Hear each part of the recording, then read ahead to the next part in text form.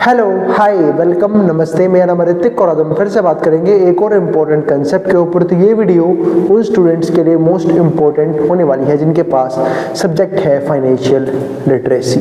तो चलिए शुरू करते हैं आज की वीडियो को, जहाँ पे हम बात कर रहे थे यूनिट नंबर 2 के लेसन नंबर 2 के बारे में, जहाँ पे हमने अब तक कुछ फ्रॉड्स के बारे में बात कर लिया है। क्योंकि लेसन नंबर 2 हमारे पास क्या था, डिजिटाइजेशन ऑफ फाइनेंशियल ट्रांजेक्शन, यानी कि जब से फाइनेंशियल ट्रांजेक्शन में डिजिटल मनी ने एंट्री लिया तो उसे फाइनेंशियल ट्रांजैक्शन करना कितना आसान हो गया है, ये हम कवर कर चुके हैं। पोंजी स्कीम्स में कवर कर चुका हूं प्रीवियस वीडियो में। अब हम बात करेंगे ऐसे ऑनलाइन फ्रॉड्स के बारे में जो ऑनलाइन लोगों के साथ किए जाते हैं। तो शुरू करते हैं आज का कंसेप्ट। और इस कंप्लीट सीरीज के नोट्स भी ऑलरेडी प्रिपेयर हो चुके हैं with important question answer PDF. जिन बच्चों को नोट्स परचेज करने हैं वो इस नंबर पे जाए 9667836336 में व्हाट्सएप करके नोट्स भी ले सकते हैं। जैसे कि मैं बात कर रहा हूँ ऑनलाइन फ्रॉड्स के बारे में, हम सब ये बात अच्छे से जानते हैं कि आजकल हम सबसे ज़्यादा टाइम कहीं पे स्पेंड करते हैं तो वो करते हैं ऑनलाइन, अलग अलग वेबसाइट्स पे, यूट्यूब पे, फेसबुक पे, इंस्टा पे और अदर जो हमारे ऐप्स है उन पे। तो बात तो सही है, लेकिन दिक्कत क्या है कि यहाँ से ना हमारे सिस्टम के जरिए ही जो हमारी कुछ इंफॉर्मेशंस हैं वो लीक हो सकती हैं, ठीक है, हमारे साथ कुछ ऑनलाइन फ्रॉड्स हो सकते हैं। उन सब से बचने के लिए हम जो है वो अलग रास्ते अपना भी सकते हैं। तो समझते हैं ये ऑनलाइन फ्रॉड्स का मतलब क्या होता है। हम सब लोगों ने कहीं ना मतलब मेरे हिसाब से एक आधी बार तो जरूर ऑनलाइन फ्रॉड का सामना जरूर किया होगा, है ना। जब आपके पास कोई फेक कॉल आई होगी या फिर आप किसी वेबसाइट पर चले गए होंगे जिन्होंने आपसे पेमेंट कराने की कोशिश की होगी, या फिर कोई ऐसी वेबसाइट, कोई ऐसा लिंक जिन्होंने आपके पर्सनल डाटा को चोरी करने की कोशिश की होगी। तो हम सब जानते हैं कि जो आजकल जो डाटा है वो इतनी जगह अवेलेबल कैसे हो रहा है, हमारे फ़ोन नंबर्स, ठीक है, ताकि कंपनी से मैसेज कर पाए, ठीक है, हमारे मेल्स या फिर हमारा नाम वगैरह, हमारे पैन कार्ड, हमारी बैंक डिटेल्स, इतनी सारी पर्सनल डिटेल लीक क्यों हो रही है? क्योंकि हम खुद कहीं ना कहीं वो किसी न किसी वेबसाइट पर देते हैं अपने ज़रूरी काम के लिए और वो वहाँ से इंफॉर्मेशन क्या होती है, लीक हो जाती है, ठीक है। फिर उस इंफॉर्मेशन के जरिए हमें कांटेक्ट करने की कोशिश की जाती है, हमारा बेनिफिट उठाने की कोशिश की जा सकती है, हमारे साथ फाइनेंशियल फ्रॉड हो सकते हैं। तो बहुत सी दिक्कतें होती हैं ऑनलाइन फ्रॉड्स की वजह से, ठीक है। अब वो सब कैसे होता है उन सब के बारे में बात करेंगे और बात करेंगे सॉल्यूशंस के बारे में भी कि कैसे हम अपने आप को ऑनलाइन फ्रॉड से प्रोटेक्ट कर सकते हैं। तो सबसे पहले मतलब समझते हैं ऑनलाइन फ्रॉड का मतलब क्या होता है। It is committed using the internet is online fraud, यानी कि जब भी हम इंटरनेट को यूज करते हैं तो कुछ चीज़ें, कुछ ऐप्स, कुछ लिंक्स, कुछ वेबसाइट्स ऐसी बनाई जाती हैं जहां से हमारा डाटा लीक हो सकता है और वही हमारा क्या कहलाता है, ऑनलाइन फ्रॉड।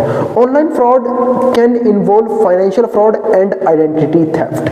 ऑनलाइन फ्रॉड से दो तरह के फ्रॉड हो सकते हैं, या तो हमारे कुछ ना कुछ डॉक्यूमेंट्स कुछ गलत हाथों में लग सकते हैं, दूसरा फाइनेंशियल फ्रॉड भी हो सकता है ऑनलाइन। तो इन दोनों चीज़ों से बचना होता है और ये बचना बहुत जरूरी होता है। अब समझते हैं टाइप्स ऑफ ऑनलाइन फ्रॉड्स, यानी कि ऑनलाइन फ्रॉड्स के कौन कौन से प्रकार होते हैं, यानी कौन कौन से टाइप होते हैं। जहाँ पे पहले हम बात करते हैं किसके बारे में, फिशिंग के बारे में। अब फिशिंग का मतलब पता है क्या होता है, एक ऐसा अटैक जो या तो हमारे लैपटॉप पे आता है, हमारे कंप्यूटर पे आता है, हमारे सिस्टम पे आता है, ठीक है, जिसके जरिए हमारी कुछ पर्सनल इंफॉर्मेशन पे अटैक होता है वो, और वो कुछ गलत हाथों में चली जाती है, यानी कि पर्सनल इंफॉर्मेशन कुछ गलत लोगों के पास चली जाती है जिसका वो गलत बेनिफिट उठा सकते हैं। वही सेम चीज यहाँ पे है। तो phishing attacks attempt to gain sensitive confidential information such as, जैसे यूजर नेम, कि भाई यूजर नेम किसी के पास चला गया हमारा, या फिर पासवर्ड। सबसे इंपॉर्टेंट चीज भाई पासवर्ड जो है ना, मैं आज बोल रहा हूँ इस वीडियो में, जो बच्चे वीडियो देख रहे हैं, भाई पासवर्ड हमेशा किसी भी चीज का अपना स्ट्रॉन्ग से स्ट्रॉन्ग रखा करो, क्योंकि आपको नहीं पता कि कौन सी चीज किस तरीके से इंटरलिंक्ड है, ठीक है। तो पासवर्ड हमेशा स्ट्रॉन्ग रखने होते हैं ताकि पासवर्ड जो जल्दी से क्या हो जाए, हैक ना हो जाए। क्रेडिट कार्ड इन्फॉर्मेशन हैक हो सकता है, भाई हम बहुत से ऐप्स पे अपना क्रेडिट कार्ड इन्फॉर्मेशन देते हैं पेमेंट के लिए, तो वहां से वो इन्फॉर्मेशन लीक हो सकती है। नेटवर्क क्रेडेंशियल्स एंड मोर, ये सारी चीजें जो है ना कहीं ऑनलाइन फ्रॉड के अंदर आती है। By posing as a legitimate individual or institution via phone or email, ठीक है। यानी कि ये कभी भी फ़ोन से भी चोरी हो सकते हैं, ईमेल से भी हम चोरी कर सकते हैं, डाटा चोरी हो सकते हैं, हमारे साइबर अटैक्स हो सकते हैं हमारे ऊपर बहुत ज़्यादा। Use social engineering to manipulate victims into performing specific actions like clicking on malicious victims, into performing specific actions like clicking on malicious link or attachment. यानी कि कई बार क्या होता है कि हमारे पास कुछ मैलिशियस लिंक वगैरह आ जाते हैं, ठीक है, और अटैचमेंट आ जाते हैं, अगर हम उन्हें क्लिक करें तो हमारे साथ कोई फाइनेंशियल फ्रॉड हो सकता है, कोई ऑनलाइन फ्रॉड हो सकता है, हमारा डाटा चोरी हो सकता है। तो बहुत सी प्रॉब्लम्स हमें ऑनलाइन देखने को मिलती हैं, और अगर हम इन चीज़ों के प्रति अवेयर नहीं है तो हम पक्का इन फ्रॉड्स का पार्ट बन जाएंगे। आजकल ऐसे बहुत कैसे केसेस चल रहे थे, जैसे आपने बीच में सुना होगा एक वर्ड आया था डिजिटल अरेस्ट।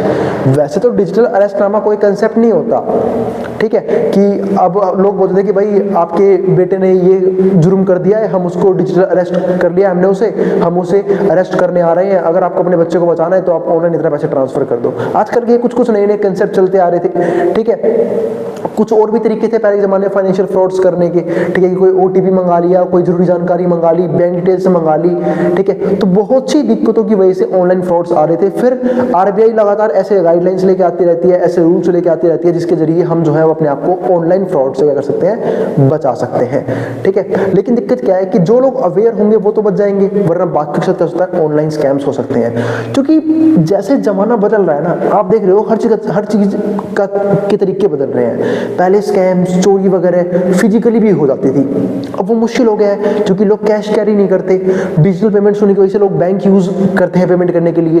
तो भाई कोई बेनिफिट ही नहीं किसी को पकड़ के आप उससे कैश नहीं करवा लो, तो लोग क्या करते हैं, ऑनलाइन स्कैम्स ऑनलाइन फ्रॉड्स करने की कोशिश करते हैं। और गवर्नमेंट पूरी तरीके से इस जद्दोजहद में लगी रहती है कैसे ना कैसे ऑनलाइन फ्रॉड्स को कम से कम रखें। साइबर जो सेल्स है उनका काम क्या होता है कि साइबर अटैक जो है कम से कम हो, ऐसी चीज़ों ऐसे लोगों को तुरंत पनिश किया जाए, इन्हें हटाया जाए, ठीक है। तो वो चीज़ें जो है ना काफ़ी इंपॉर्टेंट होती हैं। इसके बाद दूसरा पॉइंट क्या आता है हमारे पास, क्रेडिट कार्ड क्लोनिंग और स्किमिंग। भाई बहुत बार जो है ना क्रेडिट कार्ड क्लोनिंग भी होती है और स्किमिंग भी होती है। इस बात का मतलब क्या है कि कहीं ना कहीं हमारे क्रेडिट कार्ड के डिटेल्स जो हैं वो चोरी हो जाते हैं, जिसको यूज करके कोई भी हमारे क्रेडिट कार्ड को यूज कर पाएगा या फिर उस पर लोन। क्योंकि देखो अब मान लो कि मेरा ही क्रेडिट कार्ड है, किसी और ने स्वाइप कर लिया या किसी और ने यूज कर लिया अपनी ट्रांजेक्शन कंप्लीट करने के लिए, लेकिन उसे भरना तो मुझे पड़ेगा ना। बैंक तो मेरे पास आएगा कि भाई आपने क्रेडिट कार्ड का ये अमाउंट यूटिलाइज कर रखा है, आपको तो ये पे करना पड़ेगा। तो ये दिक्कतें हो सकती हैं। तो unauthorised copying of credit card, यानी कि अनऑथराइज्ड कॉपिंग होती है क्रेडिट कार्ड्स की। It also refers to as skimming and requires copying information at a credit card terminal using. इस बात का मतलब क्या है कि जो इंफॉर्मेशन है वो कॉपी होती है eight a credit card terminal using an electronic device, जहां पे हम एक इलेक्ट्रॉनिक डिवाइस यूज करते हैं और software, then transferring the information from the stolen card to a new card. यानी कि हम जो है वो जो भी डिटेल है उसको ट्रांसफर करते हैं स्टोलन कार्ड से किसी नए कार्ड में, और to rewrite an existing card, या फिर एक एग्जिस्टिंग कार्ड को रीराइट करते हैं with the information, same information के साथ। तो ये सब बहुत सी दिक्कतें होती हैं ऑनलाइन फ्रॉड्स की। तो ये हमारे कुछ ऑनलाइन फ्रॉड्स की कुछ मेन दिक्कतें आई। अब समझते हैं अगला टॉपिक, यानी कि fraudulent websites, emails and popup Windows will often. आप लोगों ने बहुत बार देखा होगा कि जब भी आप किसी सिस्टम पे बैठे होते हो या फिर ऑनलाइन कुछ काम कर रहे हो तो बहुत से ऐसे लिंक्स आते रहते हैं, ठीक है, बहुत से ऐसे पॉपअप विंडोज खुल जाती हैं जिनसे हमारा कोई लेना देना नहीं है, जिनका हमारा कोई काम नहीं है, लेकिन वो कहीं ना कहीं हमारे साथ फ्रॉड करने की कोशिश की जा सकती है, या फिर हमारे डाटा को हमसे चुराने की कोशिश की जा सकती है। क्योंकि ऑनलाइन फ्रॉड्स के मेन दो ही काम होते हैं, या तो फाइनेंशियल फ्रॉड करेंगे वो लोग, या फिर हमारा पर्सनल डाटा निकालने की कोशिश करते हैं ताकि फ्यूचर में या फिर किसी तरह का फाइनल फ्रॉड वहां पे कर पाए। तो फ्रॉडुलेंट वेबसाइट्स, ईमेल और पॉपअप विंडोज विल ओपन। तो पहला, आस्क फॉर पर्सनल इंफॉर्मेशन। हो सकता है आपसे कोई पर्सनल इंफॉर्मेशन पूछे, जैसे कि account number, social security number, date of birth etcetera. दूसरा, appear to be form of a legitimate source. अब हो सकता है भाई वो एक तरह से आपको लेजिटिमेट सोर्स लगे, जैसे रिटेल स्टोर हो गया, बैंक्स हो गया, गवर्नमेंट एजेंसीज हो गया। मतलब कई बार तो लोग स्कैम्स या फिर ऑनलाइन फ्रॉड इस इस तरीके से करते हैं कि हमें लगता है कि कोई जेन्युइन पर्सन है, वो सही में मेरी भलाई के लिए मुझसे पूछ रहा है। जैसे बहुत से लोग पहले ना ये बात करते थे कि मैं तो बैंक मैनेजर बोल रहा हूँ, आपके बैंक में प्रॉब्लम आ गई है, अगर आपको कवर करनी है, फिर आपको ठीक करनी है तो आप मुझे अपना अकाउंट नंबर बता दो, अपना डेबिट कार्ड पिन बता दो, डेबिट कार्ड बता दो, ठीक है, उसका CVV बता दो। तो वो तो धीरे धीरे लोगों के अंदर अवेयरनेस आई, बैंकिंग सिस्टम ने अवेयरनेस बढ़ाई कि भाई अपनी बैंक की पर्सनल डिटेल कभी किसी को शेयर नहीं करनी होती, चाहे वो बैंक का मैनेजर ही क्यों ना पूछे। अगर उसे पूछना होगा तो आप बैंक में विजिट करोगे, अपने ब्रांच से विजिट करोगे, तब वहां पे जाके इंफॉर्मेशन क्या करोगे, आप दोगे उसे। तो वही सेम चीज यहाँ पे है। तीसरा, कंटेन प्राइजेस और other types of certificate notice, यानी कई बार तो लोग जो है ना, लोगों को लालच दिया जाता है अपनी पर्सनल इंफॉर्मेशन बताने का कि कुछ प्राइजेस दे देंगे हम आपको अगर आप अपनी पर्सनल इंफॉर्मेशन दोगे तो, ठीक है, हम आपके अकाउंट नंबर पे ये ट्रांसफर करेंगे। जैसे बीच में कोई एक और स्कैम याद आ गया इसी चीज से कि लोग क्या बोलते हैं कि भाई आपने ना इस क्वेश्चन का जवाब दिया है तो आपको इस पर्टिकुलर इंस्टीट्यूशन की तरफ से आपको इतने रुपए इनाम में मिलेंगे, ठीक है, लेकिन आपका जो टैक्स है ना वो आपको पहले ही पे करना पड़ेगा, ठीक है, तो हम आपको 50 लाख का इनाम भेजेंगे, उसके लिए आपको पहले आपको 1 लाख रुपए पे करने पड़ेंगे और ये हमारा लिंक, आप इस पे 1 लाख रुपए पे कर दो तो बाकी पेमेंट आपके पास पहुंच जाएगी। अरे भाई, अगर सही में टैक्स काटना है तो 50 लाख में से टैक्स काट लो, 1 लाख रुपए, 49 लाख मेरे पास भेज दो।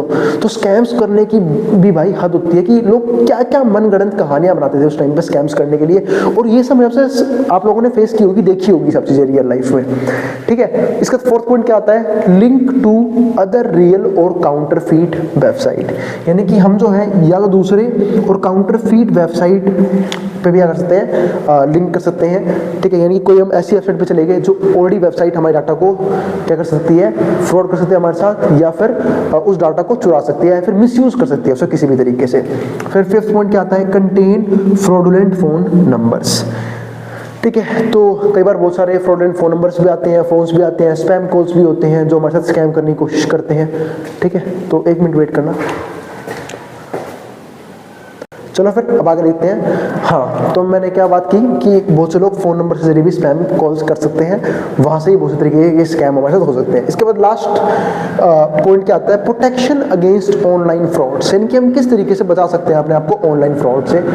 सबसे इंपॉर्टेंट चीज तो मैं क्या बोलूंगा, अवेयरनेस। हमें हमारी डेली लाइफ में क्या हो रहा है उसके बारे में अवेयरनेस होनी जरूरी है, ठीक है, यानी कि हमारे आसपास क्या हो रहा है, लोग साथ किस तरीके के स्कैम हो रहे हैं, क्या चीजें चल रही है, वो सब चीजें जरूरी पता होना बहुत जरूरी है। इसके अलावा मैं एक बात और मानता हूं कि अगर किसी भी पर्टिकुलर पर्सन को स्कैम होता है तो उसे वो ऑनलाइन आकर जरूर बताना चाहिए, भले ही वो एक कंटेंट क्रिएटर हो चाहे ना हो, कि अगर कुछ लोगों ने भी उसकी वीडियोस देखी तो लोगों को पता लगेगा कि स्कैम्स जो है वो किस किस तरीके से लोगों के साथ किए जाते हैं। तो अब पहला पॉइंट समझते हैं, know the scam. Know the scam, यानी कि सबसे पहले स्कैम को समझना बहुत इंपॉर्टेंट होता है, क्योंकि जब तक हम उस प्रॉब्लम को समझेंगे नहीं हम उसे रिजोल्व नहीं कर सकते। जैसे पहला क्या है, फिशिंग की बात की मैंने कि यहाँ पे हमारे डाटा चुराने की या फिर कुछ पर्सनल इंफॉर्मेशन, चाहे वो फाइनेंशियल फ्रॉड से रिलेटेड ही क्यों ना हो, चुराने की कोशिश की जाती है। इसके अलावा ट्रोजन हॉर्स का मतलब पता है क्या होता है कि एक तरह से कोई वायरस वगैरह डाल दिया हमारे कंप्यूटर सॉफ्टवेयर पे, ठीक है, ताकि जो हमारा कंप्यूटर सॉफ्टवेयर है वो काम करना बंद कर दे या फिर हमारे डाटा को लीक कर पाए। सी, काउंटरफीट वेबसाइट, कुछ ऐसी वेबसाइट है जो सिर्फ बनाई जाती है स्कैम करने के लिए कि लोग यहाँ पे आप यहाँ पे आके अपनी पर्सनल इंफॉर्मेशन डालेंगे, ठीक है, फिर हम उसे क्या कर देंगे, पब्लिक में लीक कर देंगे या फिर उन जगह पे लीक कर देंगे जहां से उनका क्या उसके स्कैम पॉसिबल हो पाए। इसके बाद दूसरा पॉइंट क्या आता है, activate a popup window blocker. हम जो है वो पॉपअप विंडो ब्लॉकर भी यहाँ पे यूज कर सकते हैं, तो ये भी काफी इंपॉर्टेंट है। तो activate a popup window blocker, यानी कि एक तरह से जो भी ऐसी वेबसाइट्स है या फिर जो भी ऐसी लग रहा है कि हमें फाइनेंशियल फ्रॉड कर सकती है या फिर ऑनलाइन फ्रॉड कर सकती है, तो उनको हम डायरेक्टली ब्लॉक कर सकते हैं कि भाई इनके कॉल, जैसे हम कॉल को ब्लॉक करते हैं ना कि भाई ये स्पैम कॉल्स हैं, ठीक है, हमें आइंदा ये कॉल्स नहीं चाहिए, ऐसे ही हम जो पॉपअप विंडोज है उनको ही ब्लॉक कर सकते हैं, पॉपअप विंडो ब्लॉकर यूज कर सकते हैं। तीसरा, scan computer for spyware regularly, ठीक है, हमेशा अपने कंप्यूटर को स्कैन करना चाहिए, ठीक है, कि उसमें पर्टिकुलर किसी तरह का कोई वायरस वगैरह तो नहीं आ गया, ठीक है, जिनसे उनका डाटा लीक हो सकता है, ठीक है, तो ये चीजें जरूर चेक करनी चाहिए। तो तीसरा पॉइंट हमारे पास ये आता है। अब तीसरे पॉइंट में देखो क्या क्या चीजें हैं। एक तो ए पॉइंट है, avoid downloading programmes from unknown sources. इस बात का मतलब क्या है कि अननोन सोर्सेज से जब भी हम कोई चीज डाउनलोड करते हैं उससे बचना चाहिए, ऐसे प्रोग्राम से क्या करना चाहिए, बचना चाहिए। जैसे बहुत से लोग जो है ना कुछ ऐप्स क्रोम वगैरह से डाउनलोड करते हैं प्ले स्टोर को स्किप करके, ठीक है, क्योंकि प्ले स्टोर पे जब भी कोई ऐप हम डाउनलोड करते हैं तो वहाँ से स्कैम होने के चांस कम होते हैं। लेकिन क्रोम वगैरह पे हो सकता है उसने कोई वायरस वगैरह डाल रखा हो अगर आपने डाउनलोड किया, इसलिए जो है ना स्पेशल परमिशन ली जाती है कि अगर कोई ऐप क्रोम से डाउनलोड किया गया है तो उसको डाउनलोड करने के लिए स्पेशल परमिशन लेता है फ़ोन कि आपको ये ऐप डाउनलोड करना है या नहीं करना है, क्योंकि ये अननोन सोर्सेज से है तो हो सकता है आपका डाटा क्या हो जाए, लीक हो जाए, या फिर आपके साथ किसी तरह का फ्रॉड हो जाए। दूसरा point, keep computer operating system and internet browser current safe, यानी कि अपने कंप्यूटर ऑपरेटिंग सिस्टम को बिल्कुल क्या रखना चाहिए, सेफ रखना चाहिए, and internet browser current safe. C, keep password secret, अपने पासवर्ड हमेशा सीक्रेट रहने चाहिए, यानी कि अपने पासवर्ड्स सिर्फ एक जगह होने चाहिए, वो क्या, आपके दिमाग में, क्योंकि अगर वो कहीं पर रिटर्न फॉर्म में भी है तो इस बात की क्या गारंटी है कि वो वहाँ से गायब नहीं होगा या फिर वो वहाँ से लीक नहीं होगा। इसलिए जो है ना पासवर्ड वगैरह जो है वो चीज़ें कहाँ होनी चाहिए, सिर्फ माइंड में ही होनी चाहिए, या फिर आपकी फैमिली में जो आपके सबॉर्डिनेट्स हैं, ठीक है, जो आपकी फैमिली में आपके भाई बहन है, सिबलिंग्स हैं, या फिर मम्मी पापा हो गए, उन सबको पता होना चाहिए, बाकी किसी को नहीं। भाई किसी को आपके पासवर्ड की बिल्कुल भी नॉलेज नहीं होनी चाहिए, क्योंकि आपको नहीं पता कि कौन किस तरीके से आपके साथ फ्रॉड कर सकता है। फिर फोर्थ पॉइंट क्या आता है, measure taken by government to tackle online frauds. अब बात करते हैं कि भाई गवर्नमेंट किस तरह के मेजर लेती है, तो भाई गवर्नमेंट का काम क्या है, गवर्नमेंट जो है ना साइबर सिक्योरिटी टीम को और ज्यादा एक्टिव कर देती है कि उनका काम ये देखना होता है कि लोगों के साथ साइबर फ्रॉड्स ना हो, और अगर हो रहे हैं साइबर फ्रॉड्स तो उनको रोका जाए, या फिर जो लोग कर रहे हैं उन्हें एज ए क्रिमिनल उन्हें सजा मिलनी चाहिए, पनिशमेंट मिलनी चाहिए अलग तरह की, ताकि अगली बार कोई भी ऐसे स्कैम्स करने के बारे में ना सोचे, क्योंकि ये भी एक अच्छे खासे स्कैम होते हैं। आजकल आपने देखा होगा कि बहुत से लोगों की जो है ना क्या बोलते हैं फोटोज़ वगैरह वीडियोज़ वगैरह लीक हो जाती है, तो ऐसे केसेस में भी लोग बहुत ज़्यादा परेशान होते हैं, ऑनलाइन में ट्रोल किया जाता है। तो ऐसे केसेस में जो गवर्नमेंट है वो क्या कर सकती है, अपनी साइबर टीम को यूज़ करके उन लोगों को स्पेशली पनिश कर सकती है, ताकि लोग जो हैं, ठीक है, ऐसे फ्रॉड से बच पाएँ, ठीक है। फिफ्थ पॉइंट क्या आता है, further steps taken by government of India, और ऐसे बहुत से स्टेप हैं आप गूगल कर सकते हो जो गवर्नमेंट ऑफ इंडिया लेती है सिर्फ इन ऑनलाइन फ्रॉड्स को रोकने के लिए, इन फाइनेंशियल फ्रॉड्स को रोकने के लिए, ठीक है। तो कहीं ना कहीं मैं एक बात और बोलूंगा कि ये ऑनलाइन फ्रॉड्स जो है ना वो जुड़े किससे होते हैं, फाइनेंशियल फ्रॉड से, क्योंकि सबको करना क्या है, पैसे कमाने। लेकिन बात पता है क्या है कि पैसे कमाने के लिए ना तरीके होते हैं, कुछ लोग अच्छे तरीके से पैसे कमाते हैं, कुछ लोग मेहनत करते हैं और स्ट्रगल करते हैं, फिजिकल वर्क भी करते हैं, जैसे फॉर एग्जांपल वेंडर्स हो गए, लेबर वगैरह हो गए, वो वहाँ से पैसे जनरेट करते हैं अपनी फैमिली के लिए। लेकिन बहुत से लोग ऐसे हैं जिनसे ना तो स्मार्ट वर्क होती ना मेहनत होती, वो पता है करते क्या, उन्हें चाहिए कि भाई क्विक मनी आ जाए, हम फ्रॉड कर देते हैं, हम स्कैम्स कर लेते हैं, वहाँ से पैसा कमाते हैं, ठीक है। फिर ऐसे लोगों के बारे में तो बस एक चीज़ सोचता हूँ कि भाई इन लोगों को चैन की नींद कैसे आती होगी, जिन लोगों ने इतने लोगों के साथ स्कैम कर रखा हो, ठीक है, उनको चैन की नींद कैसे आएगी, या फिर उनका पैसा बर्बाद कर रखा हो, ठीक है। तो भाई सबका अपना अपना माइंडसेट होता है, ठीक है। तो वही चीज़ यहाँ पे है, लेकिन वही बात है कि यहाँ पे गवर्नमेंट जो है ना एक स्ट्रिक्ट डिसीजन ले सकती है कि जो भी इन चीज़ों में फंसता है उन्हें आप इतना बड़े लेवल में पनिश कर दो कि बाकी लोग सोचने से पहले भी डरे कि भाई नहीं, गवर्नमेंट इन चीज़ों में क्या हो चुकी है, बहुत ज़्यादा स्ट्रिक्ट हो चुकी है, ठीक है। और यहाँ पे एक दो सलाह मेरी ये होगी कि अगर, क्योंकि चैप्टर खत्म हो गया है, चैप्टर हमारे यहाँ पे क्या हो गया, फिनिश हो गया, और चैप्टर फिनिश हो गया। अब एक चीज़ और, फाइनेंशियल फ्रॉड से हम कैसे बच सकते हैं, वैसे उसके तरीके मैं पहले ही बता चुका हूँ। हमें एक तो पहली बात, अपना सारा पैसा किसी भी सिंगल एसेट में रखना चाहिए, ना ही सिंगल अकाउंट में, ना ही सिंगल एसेट में।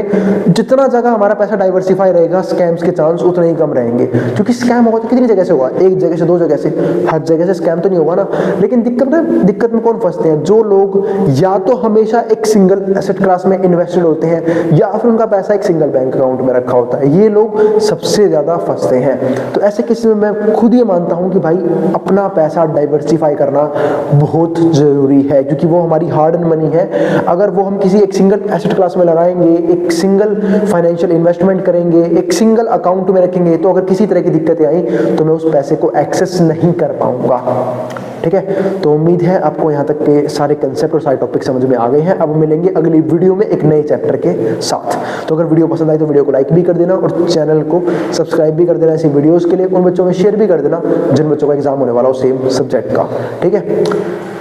तो जिसको जो उतारना उतार सकता है, और नोट्स के लिए आप इस नंबर पे व्हाट्सएप करके नोट्स भी ले सकते हैं, जिसको जो उतारना है वो उतार लें।